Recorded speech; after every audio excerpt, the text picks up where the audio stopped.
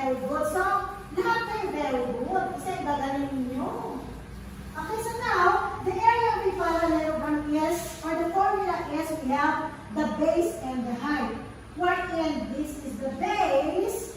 O, base. Kung nasaan kayo, that is base. Kapag tumayo kayo, yung height natin, that is the